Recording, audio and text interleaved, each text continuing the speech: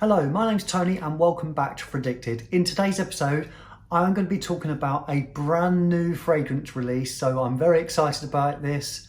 And this is Hermes and it's H24. So I'll be doing an unboxing and a first impressions. I've just received this in the post today. If you want to hear all about it, stay right where you are.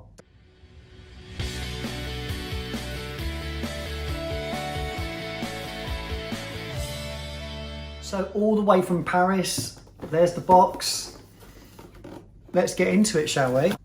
So I'd like to give a quick shout out to Brian at Nose No Notes over on Instagram.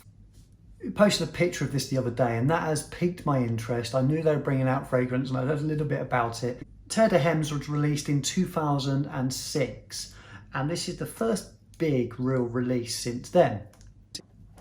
Here's the box. So it's a grey colouring. You can see it's still got the cellophane on with like a lime green detailing on the bottom and the lines around the box. Now the nose behind this fragrance is Christine Nagel. Now Christine has created so many well-known fragrances, very well-known perfumer. She was the nose behind Eau Intense Vetiver. She has designed quite a few fragrances for Hermes. She was the nose behind Miss Dior Cherie. Lots and lots of Jo Malone fragrances, quite a few Armani fragrances as well. So she has a great CV. So they picked someone very reputable as the perfumer behind this. Should we crack into it? I'm really excited. Let's get into the box and see what it's like. So I know that you're all over the moon with unwrapping noises, so I thought I'd bring you that too. So the box is slightly textured. It's like a recycled cardboard. Let's see what it says on the back. So yeah, untreated paper made from recycled fibres, recyclable glass bottle and paper packaging. Yeah, and you can tell that it's got that sort of recycled feel to it. So it's a sort of slightly textured grey box and I really like the lime green detailing on there.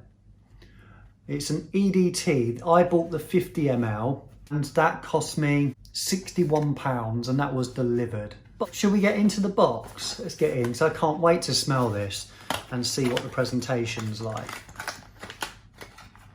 Now I'm a big fan of Terre de Hermes.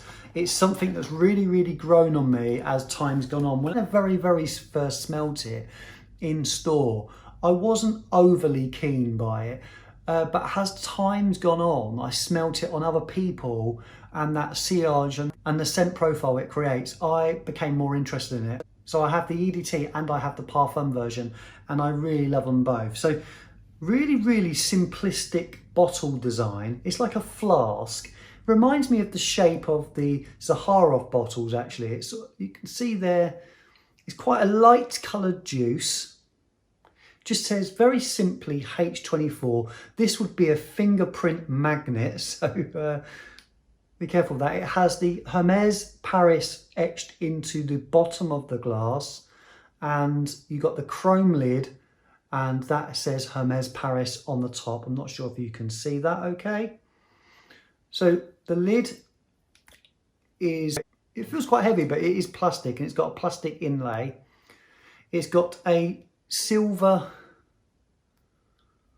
atomizer. It's quite bulky and the top is all one part. So let me give this a quick spray so you can see. It's not been sprayed. Really good mist and wide distribution. So the atomizer is fantastic. Right, now I'm going to put this straight on skin. I'm getting really nice waft of that already and I'll give you my first impressions. Now the notes on this has clary sage, metallic notes, narcissus and palisander rosewood or redwood.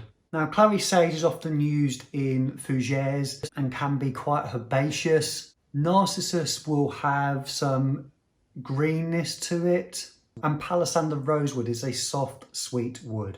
Let's get into it and see what it smells like.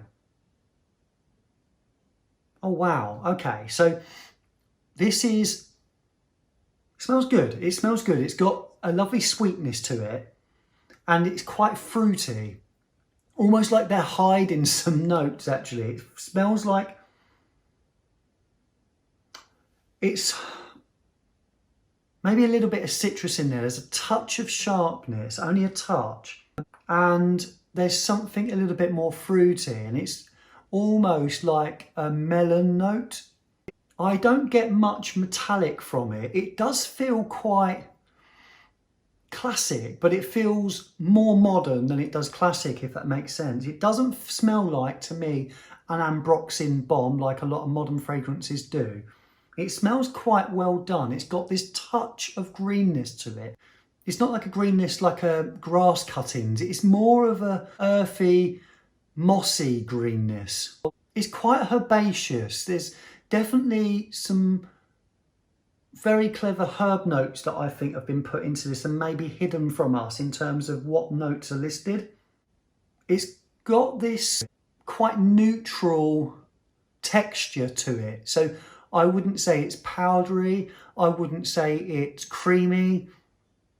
I wouldn't say it's watery.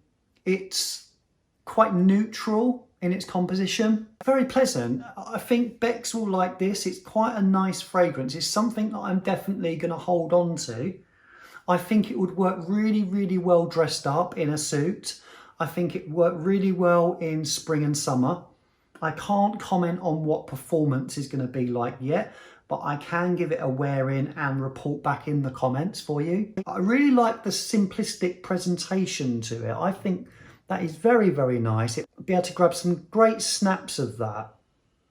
Nothing overcomplicated about it at all. I would say that's similar to the actual fragrance too. There's nothing really overdone, nothing overcomplicated. There's nothing in there that will offend anybody. I think it would suit a wide audience, a wide range of people, young and old. I don't think there's really an age stamp on this at all. I think it's quite ageless, and I think it's fairly timeless as well, because it's not something I think that's going to date. I think they've done this very cleverly. I think they've really thought about not what today's market is representing. I think they're thinking long term with this. I think they're thinking this will not date, and I don't think it will. If it's going to be another 14 years before they bring out another men's fragrance that isn't a flanker, I think this will do well, and I think it will sit nicely in their range, and it will certainly look nice on the shelves in amongst their other fragrances. So I think this has been really well thought out. It's nothing groundbreaking in terms of something that's really going to sort of really wow you as you smell it, but it does smell good. And it's something I think I'm going to enjoy wearing, but it's not something, being completely honest, that I'm really, really excited about.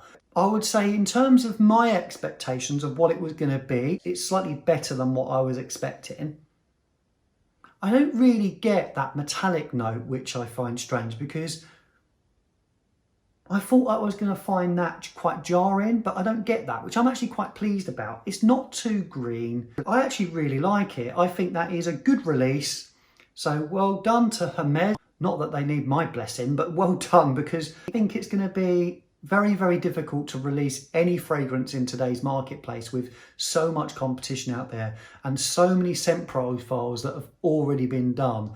And especially I think it's gone a little bit different to other releases and other designer releases.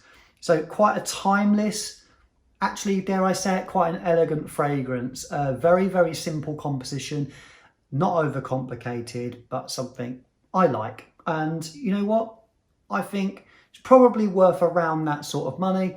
Around the £50 mark I would have been a bit happier with, but maybe that will become available with some discount codes as time goes along and it gets into some retailers.